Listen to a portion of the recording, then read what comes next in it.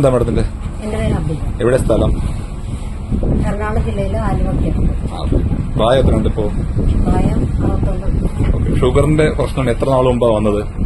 2014 തുടങ്ങി. 14 മുതൽ. എത്രയായിരുന്നു ഷുഗർ ലെവൽ അപ്പോ? 400 താഴെ ഉണ്ടായിരുന്നു. ആഫ്റ്റർ ഫുഡ് അതോ ഫാസ്റ്റിംഗിലോ? ഫാസ്റ്റിംഗില് 400 താഴെ ഉണ്ടായിരുന്നു. ഓക്കെ. എന്തൊക്കെ ബുദ്ധിമുട്ടുണ്ടായിരുന്നു? ഷുഗർ കാരണം ഉണ്ടായിരുന്ന ബുദ്ധിമുട്ട്? കൈ നല്ല വളർച്ച, ക്ഷീണം, കാല് പുകച്ചില്, പിന്നെ കാല് പുകച്ചിലുണ്ടെങ്കിൽ ഉള്ളംകാല്. ഉള്ളംകാല് തുടങ്ങി മുകളിലേക്ക് ഈ മുട്ടുകാല് വരെ പുകച്ചിലായിരുന്നു. അപ്പൊ തീരെ നിൽക്കുന്ന അവസ്ഥയായിരുന്നു. പിന്നെ കോട്ടുവാടുണ്ടായിരുന്നു. ഒരുപാട് ബുദ്ധിമുട്ടുകൾ ഉണ്ടായിരുന്നു.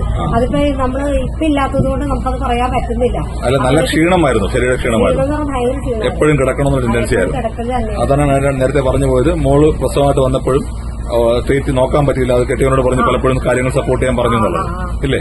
ഞാൻ കൊച്ചിന് എന്തെങ്കിലും ഫുഡ് നേരെ കൊടുക്കാൻ എനിക്ക് കഴിഞ്ഞില്ല.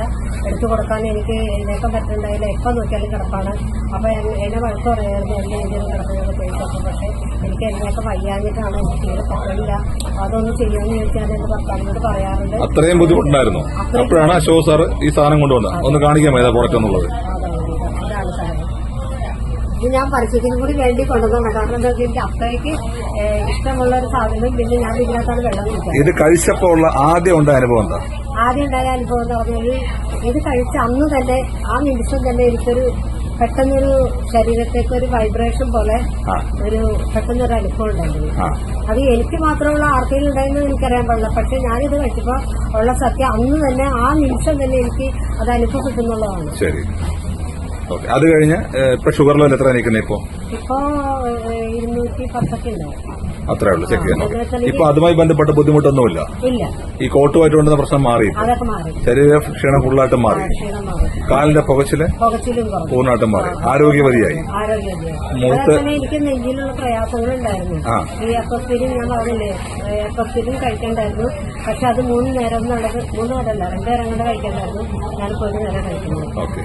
ഷുഗറിന്റെ പ്രഷറിന്റെ ഗുളിക ഞാൻ കഴിക്കുന്നേ ഇല്ല. മറ്റുള്ള പ്രഷറിന്റെ മരുന്ന് കഴിക്കുന്നുണ്ടായിരുന്നു, ഇപ്പൊ കഴിക്കുന്നില്ല.